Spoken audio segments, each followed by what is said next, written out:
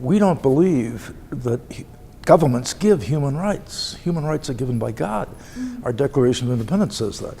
That's been the unique contribution of the Christian truth to the Western thought, that all human beings are created in the image of God. So everybody has human rights.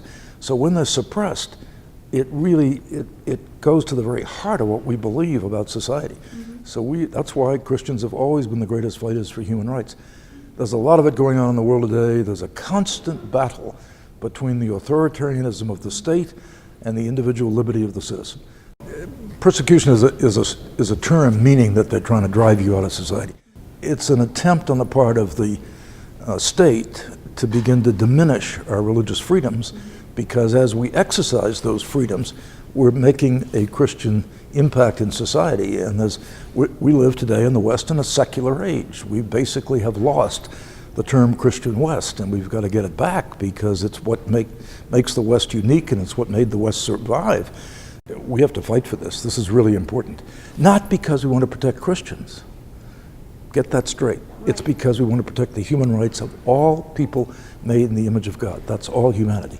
Remember, the first right granted by our founders in the Bill of Rights by Madison and all those who agitated for this was the freedom of conscience and freedom of religion. It's number one. It's why it's frequently called first things. When you say freedom of religion, it means I am free to act as a citizen, as a Christian in public life, or Muslim or anyone else, and express my religiously informed views. I'm free to try to organize groups to press for public policy questions. Life, family, marriage, and religious liberty. Those are the three burning moral issues. Those are the threshold to all other issues. Christians have a duty to be engaged in the political process. If they choose to run for office, God bless them. It's a tough business today. The very least we should be doing is voting. Augustine said that Christians will do out of the love of God what others do only because they're forced to. We should be the best of citizens. We should bring the values of the kingdom of God to bear in the kingdom of man. So that means voting, it means getting involved in politics, it means arguing before the school board, all the things Christians should do as good citizens. But don't put your ultimate trust there, because it isn't going to work. Politics has become so big and powerful and controlled by special interests that the only way it's going to be reformed is the culture.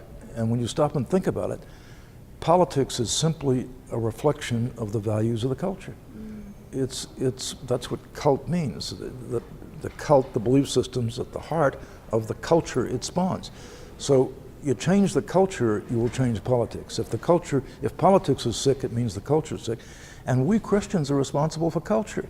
So get engaged in culture to begin to change the public attitudes, because that will be reflected ultimately in how the country is changed.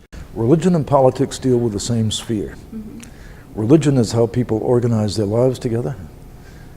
Aristotle said politics is how we organize our common lives together. So we're talking about how people live. So I wrote a book called How Now Should We Live, because it's about how Christians bring Christian truth into all of life. So never separate religion and politics. Separate church and state only that you're respectful of the fact that there is a civic order and there's a religious and moral order for which we're responsible. And there are people today saying we Christians shouldn't be involved in these things.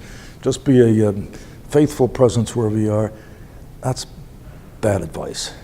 We need to be involved in the world around us, because we live as Christians with a worldview which is in conflict with the worldview of the society we live in. So we should be constantly, winsomely, lovingly pushing Christian truth into the public square.